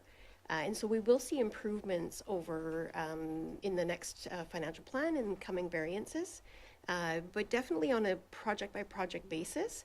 We are looking for those projects that are not anticipated to break ground, that really shouldn't be identified in this year as commencing, and then likewise also carrying forward into the future year. I think that you will see those adjustments, as I mentioned, coming in the next budget year, and we are mindful of those projects and have done that deeper dive this quarter in anticipation of that budget change. Thank you. Councillor Patterson? Yeah, thanks. I really appreciate that information. I know that it's a work in progress as our projects ramp up and our asset management gets more details. So it's useful to have that because, as I said, forecast is fine, that it's approved spending, but it really, are we still meeting the goals and objectives is the important part. I guess the other item on here is a lot of the staff vacancies that are shown, and I just wonder if there's any short statement on the impact the vacancy might have on actual service levels.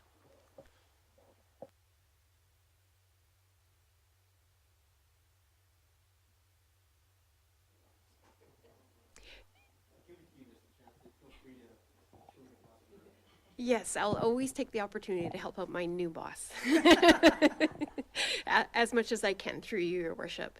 Annually, we bring forward service plans, council priority projects, work plans, and through the budget, we translate that into, requested FTEs and operating budgets and capital programs.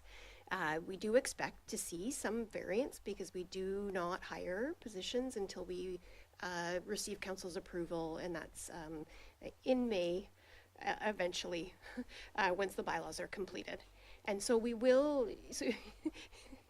it's legislated, it's the way it works.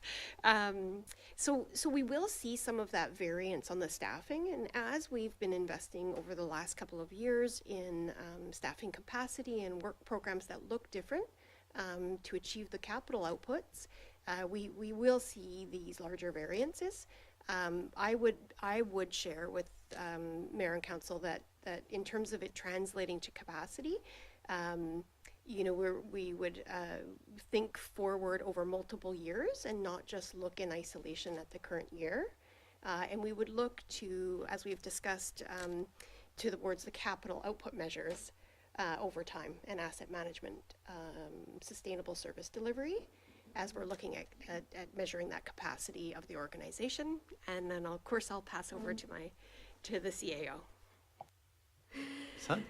Thank you very much, and Ms. LaChance answered that question very well. The only thing I would add is that any organization has a natural level of, of staff turnover, which, creates a level of vacancy savings within that budget. It's something that we are looking at and get a handle on. So, yeah, in addition to having vacancies because of the timing of when the budget is approved and those the people are recruited, there is also a natural ongoing evolution of staff coming and going, and that's the same with any organization.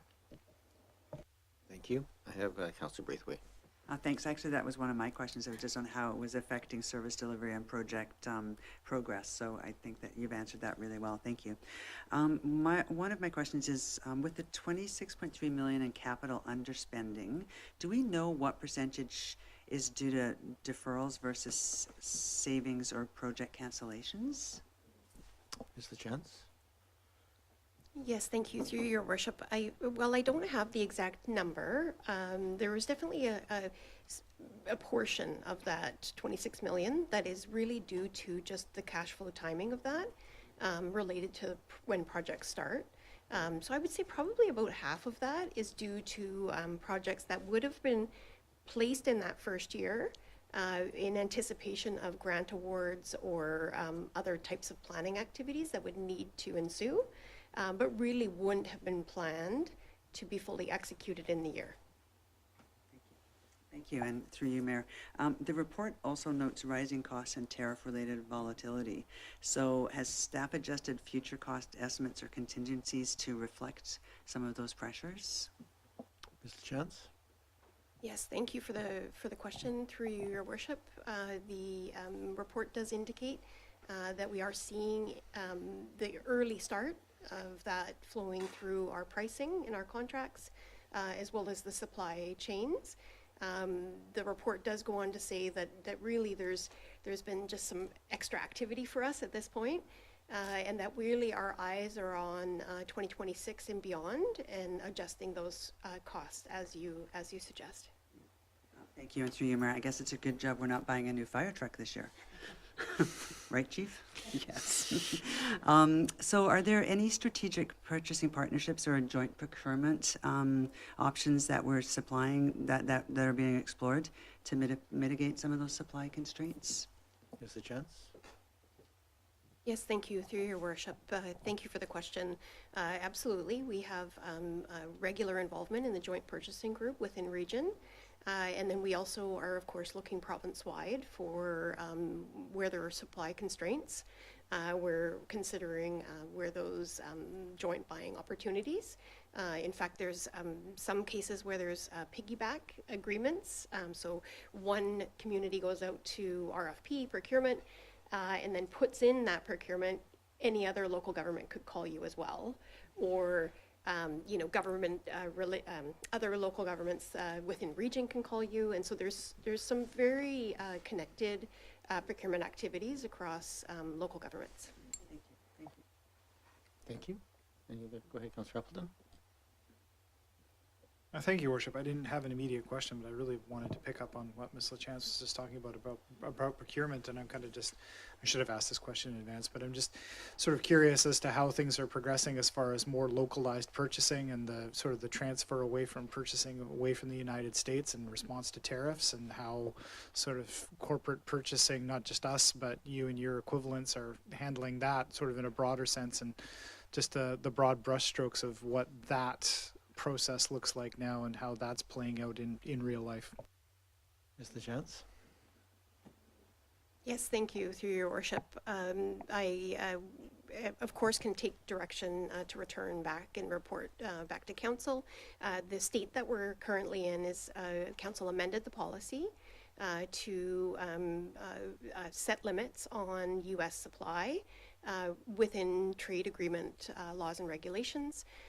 So far, staff have been navigating that and able to give Canadian and local preference fairly easily without any notable material adjustment on pricing or adjustment to any of our service levels that we thought warranted reporting back to council. But we are, of course, continuing to monitor that. The other aspect to remind council of is that council had amended that policy until such time that tariffs were removed, and that has not happened, so no trigger has caused us to come back to council.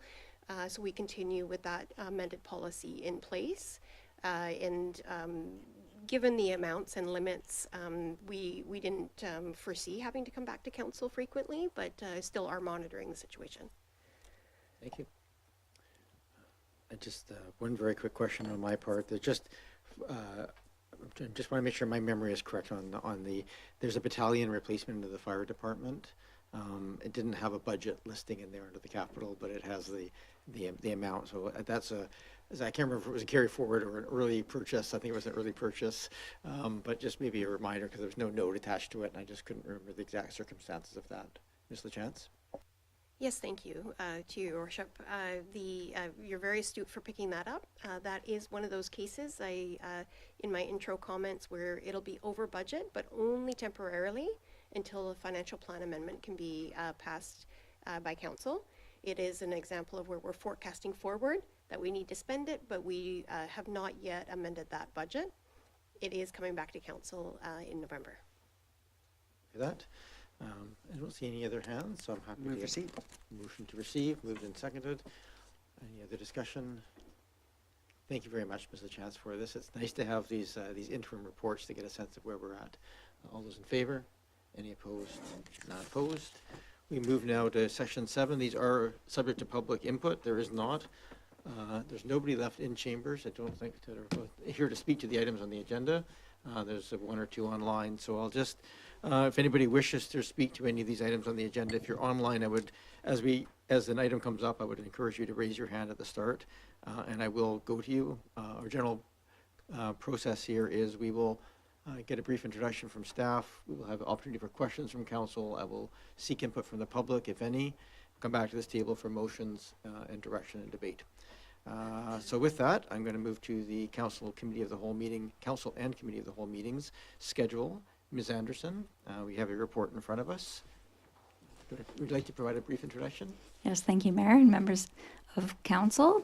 The report presented is recommending approval of the proposed 2026 Council and Committee of the Whole meeting schedule. The calendar of meetings was created in accordance with the Council Procedure Bylaw and following past direction from Council.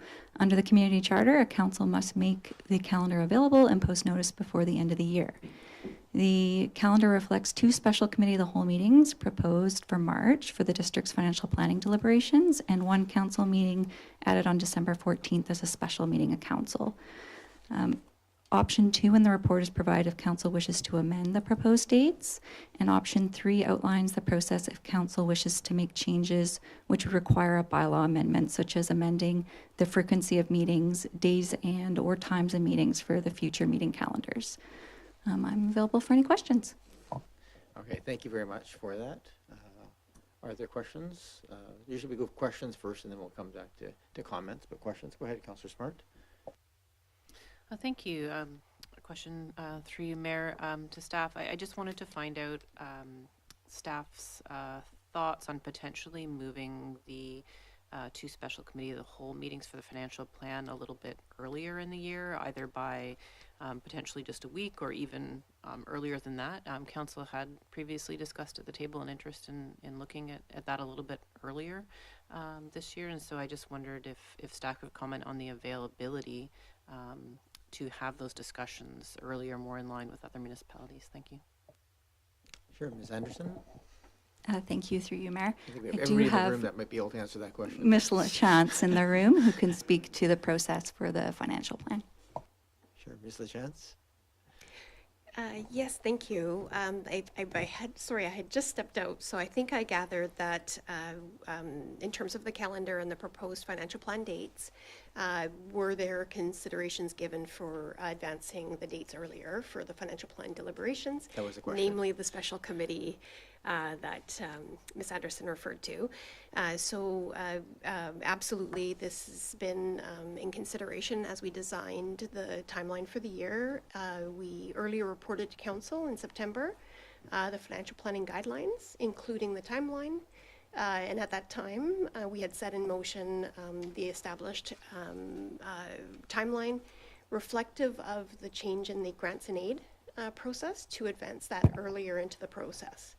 And so when we took a look at all of the external parties that come to present to Council at that time of year, mostly in February, and then also the grants and aid allocation and presentations that would be required, we felt that it would be difficult to accommodate all of those presentations to Council and also advance the financial plan dates earlier. Thank you. Go ahead, Councillor Smart. Thank you. Through Mayor to Ms. LaChance, I guess my follow-up would be then, should Council want to potentially flip those and, have the grant review later and the financial plan deliberation earlier, is that an option? I know that part of the concern in leaving such a big gap between the application for the grants and the actual review of them was a concern, but could we not just shift the application and the review to later should Council want to review the budget earlier? Just wondering if there is some choices there for Council. Thank you.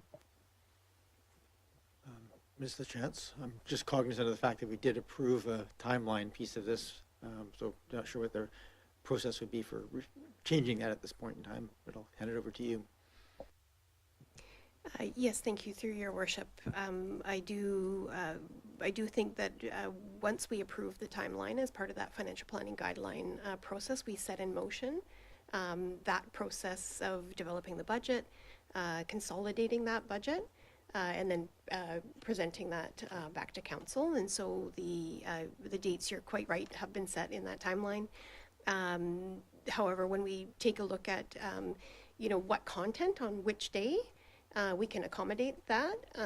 But in terms of flipping, and if I understand it correctly, that would be having the grants and aid allocation process subsequent to financial deliberations.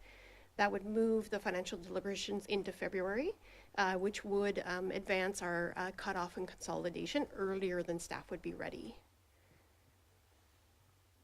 Clarification. Anything else, Councillor Smart? Thank you. Through you, Mayor, just one last just clarifying question then. Am I hearing from staff that everything is absolutely set in stone, or could we potentially move even just a week or two, so I can be absolutely clear if there's any movement to move the financial plan deliberations earlier? Thank you. Ms. LaChance? And perhaps if I could ask for some clarification on what Mayor and Council would hope to achieve in terms of moving the dates, I can probably better advise.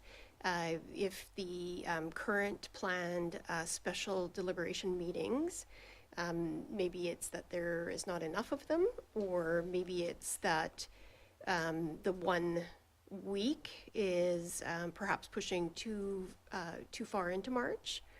Those are all important pieces of information that can help us schedule council's deliberations while also balancing the inputs that have to go into the budget. Sure, thank you. Go ahead, Councilor Storm. Perhaps you can provide that clarification of what you're asking for. Yeah, thank you. Just in anticipation that I think this year's budget is going to be especially important to the community with the affordability issues that we're dealing with. In the past, I have seen us schedule potentially 3 dates in case we needed the 3rd meeting. Acknowledging we haven't needed the 3rd meeting, and I believe the last year or two, I just see that a potential 3rd meeting would put us into spring breaks when families are away. And so I was just hoping for a little bit more of a buffer between these meetings and spring break, if possible. Thank you. I think if I'm looking at the calendar here, the week prior to the first week is currently scheduled as the 5th of March, so that would put it to the 26th of February as a potential budget date. I guess the other ancillary question to that comes to mind is what happens in the year if, say, there was an opportunity and the 26th became available and viable. Would it be possible to schedule a special committee of the whole to hold a meeting that day, or are we essentially beholden to the financial plan starting on that date, even if we can extend it beyond it? Ms. LaChance, and that might be a question for Ms. Anderson as well. And I apologize, I'm not sure I'm following the dates, Your Worship. So I think you're suggesting that the 26th become a financial plan deliberation date? I think the question was, could we move it forward? If I'm just looking at the calendar, the first day of currently scheduled in this calendar is March 5th. Does I read that correctly?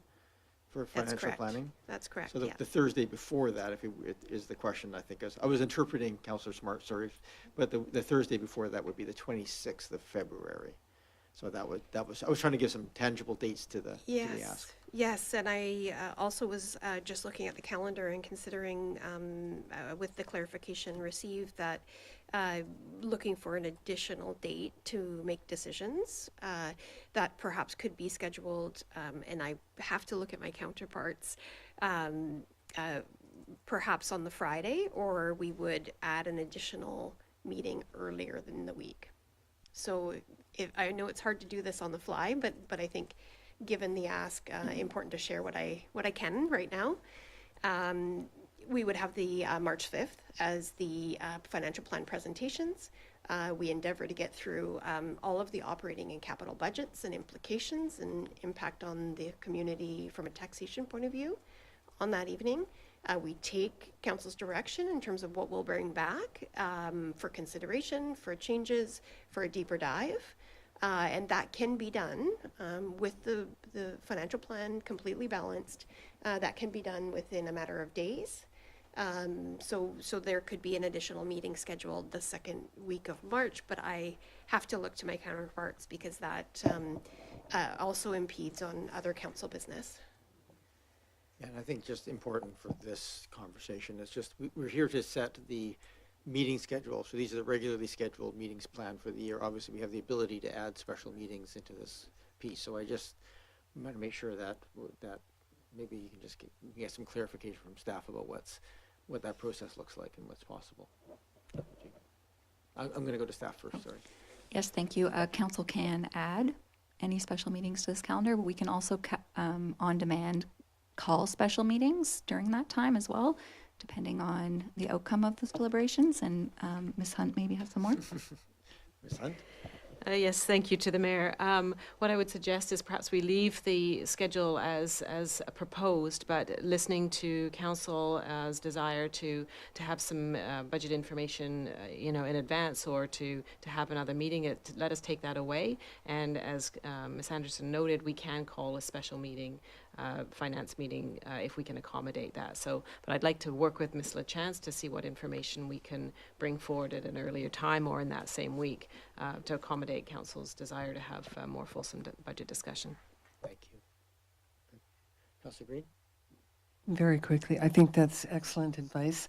I always find that if we do these things on the fly, it's a domino effect possibly, and that's particularly true for budget planning. So I think we should leave it as it is and let staff advise. Thank you.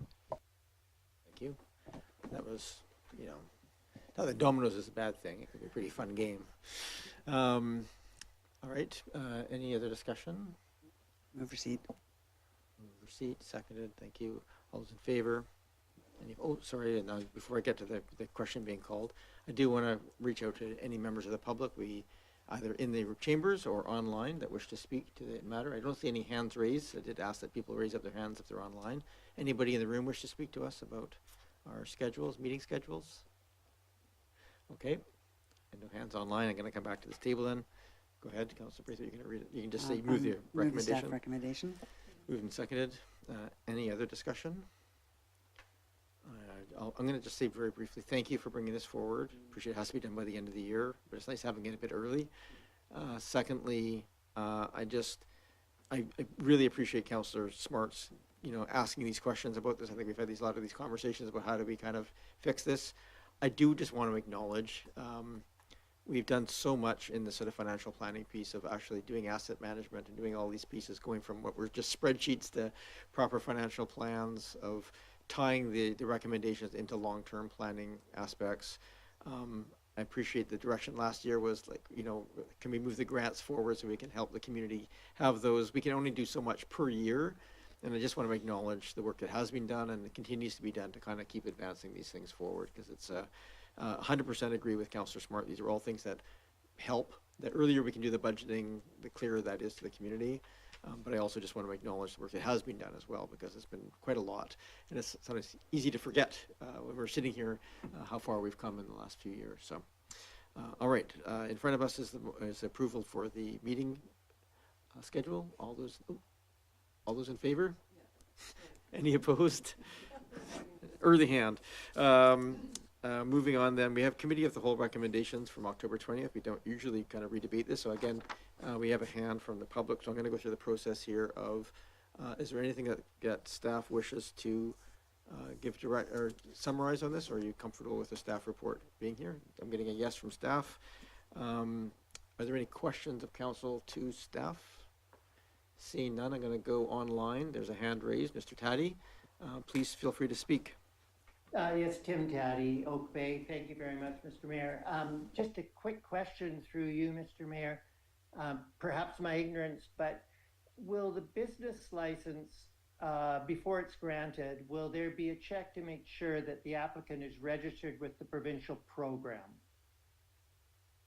Thank you for that question. I will turn that over to staff. That may be a level of detail that hasn't yet been finalized on this, but Mr. Bull or Mr. Green, do you have an answer to that question?